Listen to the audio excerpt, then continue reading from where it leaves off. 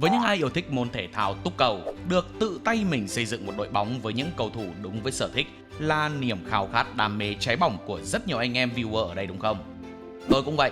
Được sự cho phép của cấp trên, hôm nay Anime Rewind tôi sẽ đá bay cái ghế của Igo Jinpachi để trở thành người điều hành Blue Lock, tự tay chọn ra một đội hình trong mơ nhé. Không dài dòng nữa, bắt đầu thôi. Lưu ý, những cầu thủ được chọn trong video hoàn toàn là ý kiến cá nhân, vui vẻ là chính. Nếu các bạn thấy chỗ nào không hợp lý, đừng ngần ngại mà góp ý ở phần bình luận ở phía dưới. Trong bóng đá, mỗi một sơ đồ chiến thuật phục vụ cho mỗi ý đồ chiến thuật khác nhau. Điều này làm cho mỗi đội bóng có một bản sắc riêng không ai giống ai. Trong video ngày hôm nay, tôi sẽ chọn sơ đồ 3-5-2 vì sự phòng ngự chắc chắn. Để các bạn hiểu rõ hơn, 3-5-2 là 3 hậu vệ, 5 tiền vệ và 2 tiền đạo. Khả năng phòng thủ của đội hình này rất mạnh mẽ, số người tham gia phòng ngự luôn có từ 6 đến 8 người. 3 hậu vệ và 3 tiền vệ trung tâm, không tính thủ môn. Chắc chắn rồi. Ở đời thật, Carlos Bilardo, một huấn luyện viên quốc tịch Argentina, là người đã đưa sơ đồ này lên đỉnh vinh quang kỳ World Cup năm 1986, cùng đội bóng đến từ xứ sở tango với mũi nhọn là cố danh thủ Diego Maradona. Đến bây giờ, sơ đồ này vẫn còn có chỗ đứng nhất định trong lựa chọn đội hình của các huấn luyện viên. Giới thiệu sơ qua như vậy là đủ rồi. Đến với xây dựng đội hình thôi. Trong đời sống gia đình, để người chồng có thể yên tâm tu chí làm ăn, bao giờ cũng cần một hậu phương vững chắc của người bạn đời. Bóng đá cũng vậy, muốn tấn công hay thì phòng thủ phải chắc chắn. Các bạn có đoán ra được là tôi sẽ chọn ai không? Gagamaru? Không, nó quá là bình thường. Shohei Baro mới là sự lựa chọn của tôi. Ngay đến đây chắc nhiều các bạn sẽ bảo tôi là đồ điên và định tắt video đi đúng không? Khoan đã, mọi chuyện không như anh em nghĩ đâu. Hãy để cho tôi giải thích. Đúng là về chuyên môn thì nó tờ oang toang thật. Việc chọn nhà vua Shohei Baro, người nắm giữ 10 bàn thắng, lại đi trấn giữ khung thành cho cái đội hình rạp xiếc trung ương là một quyết định đi vào lòng đất. Nhưng mà tôi thấy nó giải trí đi chứ. Gagamaru đã từng được Igo tin tưởng mà thử nghiệm ở vị trí thủ môn, thì tôi cũng không ngại gì mà đổi mới cả. Baro từ sớm đã luôn coi mình là trung tâm của vũ trụ, là nhà vua của sân cỏ. Muốn ngai vàng đã có khung thành, muốn thánh địa, vòng cấm 16m50 là của mình anh. Ý trời đã định, chỉ có bậc đế vương như Shohei Baro mới là người phù hợp nhất cho cái vai trò cao cả này. Cả thế giới của anh thu hẹp lại chỉ bằng Isagi. Chỉ có Isagi mới được phép ra vào cung điện một cách tự do. Còn lại tất cả là lũ dân thường thấp hèn, muốn sống thì đừng bén mảng mà tới. Mỗi cú sút, mỗi bàn chân của đối phương xâm phạm thánh địa này là một sự xúc phạm đến vương quyền của nhà vua. Baro sẽ cản phá, sẽ nghiền nát ý chí của bất kỳ kẻ thách thức nào. Nếu đồng đội phòng ngự không tốt, họ cũng sẽ được nghe giảng một bài ca về sự bất tài của những kẻ hầu cận. Và đừng quên anh chàng thủ môn này cũng biết ghi bàn đấy nhá. Trong những bộ anime về bóng đá, có một thủ môn nổi tiếng vì không chỉ sở hữu khả năng phòng ngự cũng như bắt bóng tuyệt vời, mà còn có khả năng tham gia tấn công, góp mặt vào những tuyệt kỹ tối thượng cùng những cầu thủ phía trên. Đó là Endo Mamoru của Inazuma Eleven. Endo làm được thì King Baro cũng thế, anh em nhỉ. Thủ môn đã có, tiếp theo chúng ta cùng đến với vị trí của hậu vệ. Họ là những người thi đấu trước mặt thủ môn, với vai trò then chốt là kèm chặt cầu thủ tấn công đối phương, không cho họ khoảng trống để tung ra những cú sút đe dọa về phía khung thành. Họ là những cầu thủ có thể hình cao to, không ngại va chạm, thể lực dồi dào và đôi khi là phải có cả tốc độ. Đầu tiên ở vị trí trung tâm sẽ là cái tên Jingo Raichi. Lý do khiến tôi chọn anh chàng này là vì anh ta là bình xăng không đáy, thể lực trâu bò. Khả năng này đã được chứng tỏ ở trận đấu với team V mà nạn nhân là Reo Mikage. Ở trận đầu, Reo đánh giá sự theo kèm sát sao của Raichi là phiền toái. Để rồi càng về sau, khả năng kiến tạo của Reo bị giảm đi rõ rệt. Sức bền của Raichi cho phép anh chơi cả trận với công suất tối đa, kết hợp với khả năng kèm người, khiến anh trở thành mối đe dọa thường trực trong cả giai đoạn phòng thủ lẫn tấn công. Ngay cả một cầu thủ như Max Nafi của Ubers cũng phải tìm cách chuyền quả bóng đi khi đối mặt với kỹ năng Stalking Horse Defense của Raichi. Cậu ta là một hệ thống phòng ngự đa năng 3 trong 1, vừa chạy để bọc lót cho hai ông thần Tokimitsu và Ariu, vừa làm loa phường liên tục truyền lửa, đôi khi là truyền căng thẳng vào cho đồng đội, vừa khủng bố tinh thần đối thủ bằng những tràng sexy football bất tận. Baro trong khung gỗ có lẽ cũng bớt cô đơn hơn khi nghe tiếng Raichi oang oảng từ xa, cảm giác như có thị vệ canh gác vậy. Tiếp theo sẽ đến người thi đấu ở bên trái Raichi. Thanh niên này từng được chính Isagi ví như viên đạn cơ bắp. Các bạn có đoán ra được là ai không? Gợi ý nhá. Thanh niên này là một trong số ít những người có thể trụ vững trong trận chiến cơ bắp với Baro ở hồi giai đoạn tuyển chọn đầu tiên.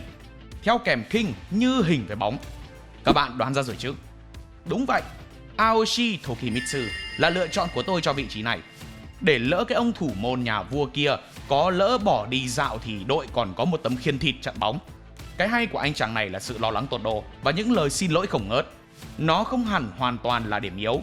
Nó là một chiến thuật tâm lý khiến đối thủ đột nhiên cảm thấy áy náy, không nỡ ra chân quyết liệt, hoặc tệ hơn là bật cười rồi sút trượt vì thấy cũng tội nghiệp thằng bé to xác này. Tốc độ và thể lực của anh chàng này cũng rất tốt khi mình anh có thể dẫn bóng vượt qua cả Chigiri và Baro của đội trắng, buộc họ phải phạm lỗi để ngăn đánh lại. Và hơn hết, Tokimitsu sẽ luôn hoạt động 100% công suất, nếu không muốn đi ngủ cũng mơ thấy cái loa phưởng Raichi và tiếng sấy cực chill của nhà vua Baro. Tiếp đến ở vị trí đối diện với Tokimitsu sẽ là Jubei Ariu. Anh chàng này nhanh chóng chiếm lấy cảm tình của tôi với chiều cao 1m95, chỉ thua Yukio Ishikari của Ubers. Và điểm thú vị của anh là ở chỗ quan điểm phòng thủ không đơn thuần là cản bóng. Phòng thủ là một nghệ thuật, như ông bạn tóc vàng nào đó với châm ngôn nghệ thuật là phải nổ tung. Nếu các bạn hỏi tôi rằng Ariu có gì đặc biệt, tôi sẽ đặt lên màn hình một khoảnh khắc cứu thua xuất thần. Một pha từ chối bàn thắng của Sae trong tư thế độc nhất vô nhị là quá đủ để chứng minh. Ariu sẽ là hiện thân của sự bình tĩnh đầy phong cách cần thiết để cân bằng lại với cái loa phường chạy bằng pin vĩnh cửu Jingo Raichi. Với cái miệng gào thét như một chiến binh Sparta của nhà vua Shoei Baro, ở giữa là Tokimitsu đang run như cầy sấy. Anh phải ở đó để đảm bảo hàng thủ bát nháo và bất ổn của tôi. Cuối cùng thì hàng thủ cũng đã xong. Anh em thấy những sự lựa chọn của anime của anh tôi thế nào? Thú vị và mới lạ đúng không? Tất nhiên rồi, làm gì có người bình thường nào lại xếp nhà vua làm thủ môn cơ chứ? Chỉ những ai sở hữu meta vision nhìn người như tôi mới làm được thôi. Đùa đấy. Anh em viewer nào có những lựa chọn hay ho hơn thì cứ mạnh dạn comment xuống phía dưới nhá. Tôi sẽ lắng nghe hết, nhưng nhớ là trên tinh thần vui vẻ nha. Cảm ơn anh em. Tiếp theo sẽ đến hàng tiền vệ. Đây là một vị trí quan trọng bậc nhất trong đội bóng. Bởi nếu không có những con người này thì dù tiền đạo có giỏi đến mấy cũng không có nhiều cơ hội để tấn công. Trong khi hàng hậu vệ sẽ phải chống đỡ những pha tấn công liên tục. Những cầu thủ ở vị trí này đòi hỏi phải có thể lực tốt vì khoảng cách di chuyển trên sân mỗi trận của họ là lớn nhất trong mỗi một trận đấu. Nếu có thể hình tốt sẽ có lợi thế rất lớn. Và sơ đồ 3-5-2 này khi thi đấu sẽ có 2 tiền vệ trung tâm, 1 tiền vệ tấn công và 2 tiền vệ cánh. Chúng ta sẽ bắt đầu với tiền vệ trung tâm trước nhé. Đầu tiên sẽ là cái tên sở hữu bảng điểm số gần như là tối đa về mọi mặt, Reo Mikage. Thanh niên này sở hữu một bộ óc chiến thuật nhạy bén, có thể xem như là Kevin De Bruyne của Blue Lock. Không biết tác giả có cố tình hay không khi mà đội bóng Reo thi đấu được lấy cảm hứng từ chính đội bóng Manchester City ngoài đời. Điểm làm anh đặc biệt trong đội hình này là kỹ năng tắc kẻ hòa, cho phép sao chép gần như là mọi kỹ năng mà anh được quan sát, từ những kỹ năng tấn công của Isagi, Ryusei cho đến kỹ năng phòng thủ của cặp đôi Aiku và Neo của tuyển U20 Nhật Bản. Và bởi vì anh cần thời gian quan sát để có thể sao chép, nên vị trí tiền vệ trung tâm là quá hợp lý. Ông tác giả đặt tên cũng đỉnh đấy chứ. Việc anh có thể thi đấu ở mọi vị trí trên sân cũng giống như việc con tắc kẻ hòa có thể thích ứng với môi trường sống bằng việc thay đổi màu da vậy. Mặc dù vai trò chính là kiến thiết, Reo không hề yếu kém trong phòng ngự. Cậu có thể hình tốt, tốc độ ổn và quan trọng nhất là khả năng đọc tình huống để thực hiện những pha cắt bóng, tranh chấp thông minh. Trong sơ đồ 3-5-2, sự hỗ trợ phòng ngự tích cực từ các tiền vệ trung tâm là rất quan trọng. Thi đấu đối diện với Reo ở tiền vệ trung tâm sẽ là Rensuke Kunigami. Anh chàng này có dáng người mảnh khảnh của một thư sinh. Thế quái nào mà sau khi trở về từ Wildcard thì lột xác hoàn toàn, cứ như Văn Hậu lúc ở V-League và lúc từ Hà Lan về vậy. Hay như Leon Goretzka của Bayern Munich, trước và sau khi trở thành chúa tể phòng gym. Vũ khí chính và đáng sợ nhất của Kunigami phiên bản mới này là những cú sút cực mạnh bằng cả hai chân. Mặc dù chân trái vẫn là chủ lực và nó có phần hoang dã hơn. Từ vị trí tiền vệ trung tâm, cậu sẽ có nhiều không gian và thời gian hơn để căn chỉnh và tung ra những đại bác tầm xa, tạo ra yếu tố bất ngờ và mối đe dọa thường trực cho khung thành đối phương, như cách mà anh đã thực hiện cú sút từ khoảng cách 40m trong trận đấu giữa team Z và team V. Những tiền vệ có khả năng sút xa tốt luôn là một tài sản quý giá, và Kunigami hoàn toàn đáp ứng điều đó. Isagi đã từng bình luận về Kunigami rằng khả năng của Kunigami là một sự đe dọa cho hàng phòng ngự đối phương, giúp cho đội bóng hoạt động dễ dàng hơn. Anh là một cầu thủ tấn công không có điểm yếu. Trong đội hình này, nếu như Reo Mikage thiên về kỹ thuật khả năng kiến thiết và điều phối lối chơi, thì Kunigami sẽ mang đến yếu tố sức mạnh, khả năng tranh chấp tay đôi vượt trội và khả năng dứt điểm trực tiếp tốt bằng cả hai chân. Sự kết hợp này có thể tạo nên một cặp tiền vệ trung tâm vừa có chất thép, vừa có sự tinh tế, bổ trợ tốt cho nhau. Tiếp đến là vị trí của hai tiền vệ cánh. Những cầu thủ ở vị trí này bắt buộc phải nhanh, thể lực tốt khi vừa tham gia tấn công và phòng thủ xuyên suốt trận đấu. Hai cái tên mà tôi lựa chọn lần lượt là Tsurugi Zantetsu và Eita Otoya.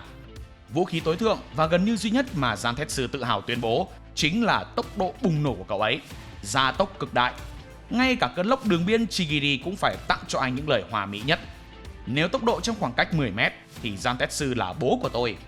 Trận đấu giữa team Z và V là một minh chứng khi Zantetsu dễ dàng bắt kịp Chigiri.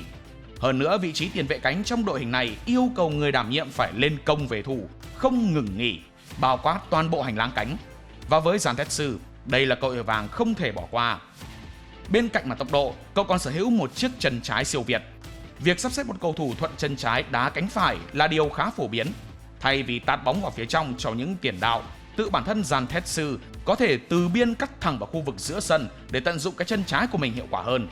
Có thể sút nếu được, hoặc phối hợp với đồng đội. Điều này tăng tính đột biến và khó lường trong những pha lên bóng của anh.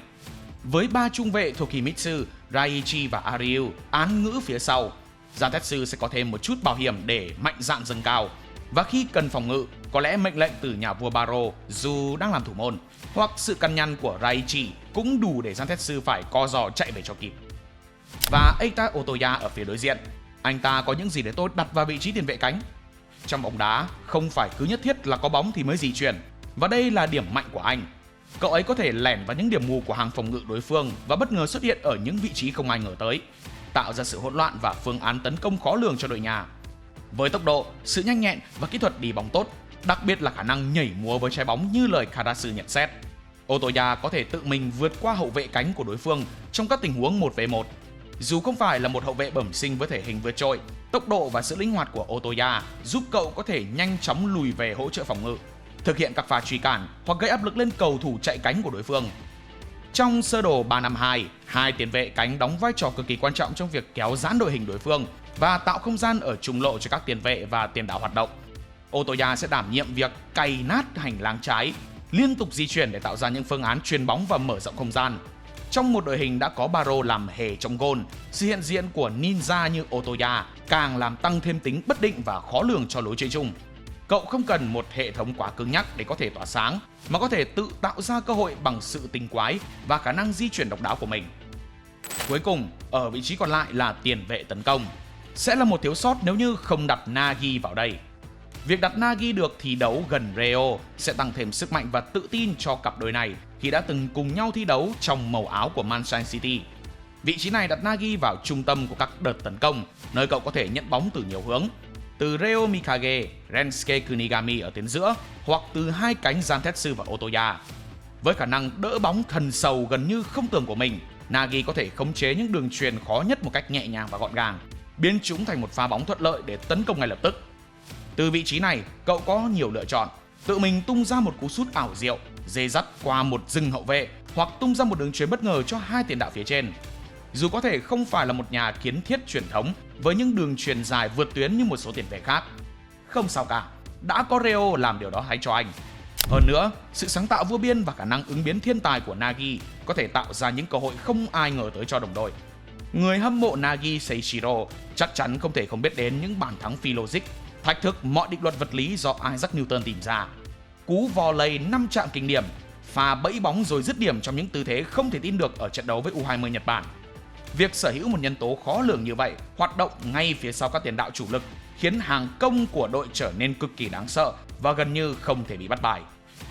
Blue Lock là môi trường để các cầu thủ không ngừng tiến hóa, đặt Nagi vào vị trí tiền vệ tấn công, nơi đòi hỏi không chỉ kỹ năng dứt điểm thượng thừa mà còn cả khả năng liên kết lối chơi, tạo cơ hội và đưa ra quyết định, sẽ thúc đẩy cậu phát triển hơn nữa tư duy chiến thuật và khả năng tự mình tạo ra trận đấu, thay vì chỉ thụ động chờ đợi sự mớm bóng từ Reo như giai đoạn đầu. Đây là một thử thách để cái tôi của Nagi thực sự bùng nổ một cách độc lập. Cuối cùng, chúng ta sẽ đến với hai cái tên ở vị trí tiền đạo, những người thi đấu cao nhất trong đội hình. Vị trí này đòi hỏi khả năng dứt điểm sắc như dao cạo liếc vào mỏm đá, bởi vì cho dù nhận được những đường chuyền như đặt vào chân, mà xử lý lỡ ngớ như Lukaku lúc còn là quỷ đỏ thì đổ xuống sông xuống biển hết. Bên cạnh đó, thể lực dồi dào, thể hình tốt cũng rất cần thiết. Shido Ryusei là cái tên đầu tiên mà tôi tin tưởng. Anh là hiện thân của một con quỷ chỉ sống và thở để ghi bàn, đặc biệt là khi ở trong và xung quanh vòng cấm địa. Cậu ta sở hữu một bản năng săn bàn gần như là siêu nhiên, có thể đánh hơi thấy cơ hội ở những tình huống mà người khác không thể nhận ra. Thú thật với các bạn là cú sút Big Bang Drive của anh ta đã khiến tôi mê mẩn ngay từ lúc được chứng kiến. Nó thực sự điên rồ, từ vị trí, cách nó được tạo ra, đỉnh nhất là cái animation thịnh tu độc nhất vô nhị của studio. Trong vai trò tiền đạo, nhiệm vụ duy nhất và quan trọng nhất của Shido là biến mọi cơ hội dù là nhỏ nhất thành bàn thắng bằng mọi cách có thể. Cậu ta không quan tâm đến việc bàn thắng cốt đẹp hay phong cách hay không, miễn là bóng vào lưới. Lối di chuyển của Shido trên sân cực kỳ thất thường, không theo một khuôn mẫu chiến thuật nào, khiến cho việc theo kèm cậu ta trở thành một cơn ác mộng đối với mọi hậu vệ. Sự khó đoán này không chỉ giúp cậu tự tạo cơ hội cho bản thân mà còn gây ra sự xáo trộn cực lớn trong hàng phòng ngự của đối phương, mở ra không gian cho các đồng đội khác khai thác. Trong một đội hình vốn đã được gắn mác hỗn loạn với Barrow trong gôn, Shido chính là ngòi nổ hoàn hảo cho sự điên rồ và bùng cháy ở tuyến trên. Anh ta không cần một pha kiến tạo hoàn hảo hay một tư thế thuận lợi để có thể ghi bàn. Anh có thể tung ra những cú sút uy lực, hiểm hóc từ những góc độ không tưởng, thường xuyên bằng những pha xử lý đầy ngẫu hứng, xe đạp chổng ngược, volley tức thì, đánh đầu lái bóng vân vân và mây mây. Khả năng không chiến của anh cũng rất đáng gờm nhờ sức bật và khả năng chọn vị trí ma quái, trở thành mục tiêu lý tưởng cho những quả tạt từ hai cánh là Zantetsu hay Otoya. Mảnh ghép cuối cùng trong cái dạp xếp trung ương, người thi đấu bên cạnh kẻ điên Ryusei. Cái tên này chắc không còn xa lạ với những ai theo dõi Blue Lock từ những ngày đầu tiên, không ai khác, nhân vật chính của bộ truyện Isagi Yoichi. Với hào quang nhân vật chính của Blue Lock và đã liên tục cho thấy khả năng vượt qua giới hạn của bản thân, không ngừng tiến hóa và đặc biệt là ghi những bàn thắng cực kỳ quan trọng trong những thời khắc then chốt nhất của trận đấu. Điển hình như ở trận U20 Nhật Bản hay trận đối đầu mãn nhãn nhất bộ truyện với PXG của Rin. Trong một đội hình dạp xiếc với nhiều cái tôi lớn, khả năng gánh tim và tỏa sáng khi cần của một tiền đạo như Isagi là vô giá. Cậu ấy là người có thể biến điều không thể thành có thể. Ở vị trí tiền đạo cắm, Isagi có thể vận dụng tối đa Metavision, khả năng nhìn bao quát, phân tích toàn bộ cục diện sân cỏ và dự đoán diễn biến trong tích tắc. Điều này cho phép cậu không chỉ đánh hơi thấy mùi của bàn thắng mà còn chủ động tìm ra những khoảng trống chết người nhất, tự đặt mình vào vị trí thuận lợi nhất để nhận bóng và tung ra cú dứt điểm một chạm direct shot sở trường. Hoặc nếu không thể dứt điểm thì vẫn có thể kéo giãn hàng phòng thủ của đối phương, tạo ra những khoảng trống quý giá cho Shido tung hoành hoặc Nagi và Reo Mikage có thêm phương án chuyển bóng sáng tạo. Vai trò chính của cậu ở đây là trở thành một mối đe dọa ghi bàn thường trực bằng cách đọc vị và viết lại kịch bản của trận đấu. Khả năng phối hợp của Isagi là không thể bàn cãi. Cậu là một trong số ít những tiền đạo của Blue Lock sở hữu lối đá đồng đội, đôi khi cá nhân đến mức đáng sợ. Bằng chứng là khi Kaiser đã không còn quan tâm đến Ness, Isagi đã chọn di chuyển, tin tưởng rằng Ness sẽ thực hiện một đường chuyền dọn cỗ và cậu đã đúng. Với nhà vua Barrow tấu hài trong cung gỗ và quỷ giữ Shido quẩy trên hàng công, đội hình này chắc chắn sẽ không thiếu những yếu tố bất ngờ và hỗn loạn. Khả năng thích ứng cực nhanh và tư duy linh hoạt của Isagi cho phép cậu không những không bị ngợp mà còn có thể phát triển mạnh mẽ trong những môi trường như vậy. Cậu có thể nhanh chóng đọc vị tình hình và điều chỉnh lối chơi của mình dựa trên công thức thay đổi liên tục của trận đấu. 11 cái tên ở đội hình chính đã hoàn toàn lộ diện. Toàn là những cái tên đáng gờm đấy chứ. Các bạn nghĩ đến đây là đã xong rồi đúng không? No, một đội bóng đâu chỉ có 11 cầu thủ, phải có cả dự bị nữa chứ. Lỡ chẳng may một cầu thủ nào đó trên sân bị thẻ đỏ thì sao? Những cái tên dự bị thì tôi xin phép được giải thích lý do xuất hiện ngắn gọn thôi nhé. Thủ môn Gagamaru. Tất nhiên rồi, nếu thí nghiệm Barrow thủ môn đi quá xa hoặc Barrow dính thẻ đỏ vì lý do nào đó liên quan đến cái tôi, thì Gagamaru là phương án chữa cháy xịn nhất, đưa mọi thứ về đúng quỹ đạo. Hậu vệ Iki Nico. Với khả năng đọc tình huống và phán đoán siêu hạng, Nico có thể vào thay bất kỳ ai trong bộ ba trung vệ để tăng cường sự chắc chắn và khả năng phòng ngự thông minh. Tiền vệ cánh Hyoma Chigiri. Tốc độ xé gió của Chigiri sẽ là một vũ khí cực kỳ lợi hại để thay thế Zantetsu hoặc Otoya, mang đến sự đột biến từ hai biên hoặc khi đội cần tăng tốc độ tấn công. Tiền vệ trung tâm Yo Hiyori. Nếu Reo hoặc Kunigami cần nghỉ, Hiyori với những đường chuyền chết người và khả năng điều tiết nhịp độ trận đấu sẽ là sự bổ sung chất lượng cho tuyến giữa. Tiền vệ tấn công hoặc tiền đạo Meguru Bachira. Quái vật Bachira có thể vào thay Nagi ở vị trí tiền vệ tấn công để tạo ra những pha đi bóng lép léo, những đường chuyền không tưởng hoặc thậm chí đá cặp tiền đạo cùng với Isagi, Shido nếu cần thêm sự sáng tạo. Tiền đạo Rin Itoshi, một sát thủ toàn diện. Rin có thể vào thay Shido hoặc Isagi để đảm bảo hỏa lực luôn ở mức cao nhất, hoặc tạo ra một bộ ba tấn công mới nếu chiến thuật thay đổi. Cầu thủ đa năng Kenyu Yukimiya. Yukimiya có thể chơi tốt ở cả hai cánh hoặc được đẩy vào đá như một tiền vệ trung tâm, có khả năng tấn công nhờ kỹ thuật cá nhân và những cú sút gyro shot. Và đó là danh sách những cầu thủ thi đấu cho đội tuyển Anime Rewind do tôi, huấn luyện viên siêu tài ba dẫn dắt. Nếu các bạn có những lựa chọn thú vị hơn hay thấy chỗ nào không hợp lý, đừng ngần ngại mà chia sẻ xuống dưới phần bình luận nhé. Mỗi một sự góp ý của anh em sẽ giúp tôi có thêm động lực để tiếp tục series này. Còn bây giờ thì nếu thấy hay, nhớ để lại một like và một share ủng hộ chúng mình. Đừng quên bấm nút subscribe kèm theo nút chuông thông báo và nhớ đăng ký cả hội viên để không bỏ lỡ những video hấp dẫn phía sau. Cảm ơn các bạn đã xem video. Hẹn gặp lại trong những video tiếp theo. See ya!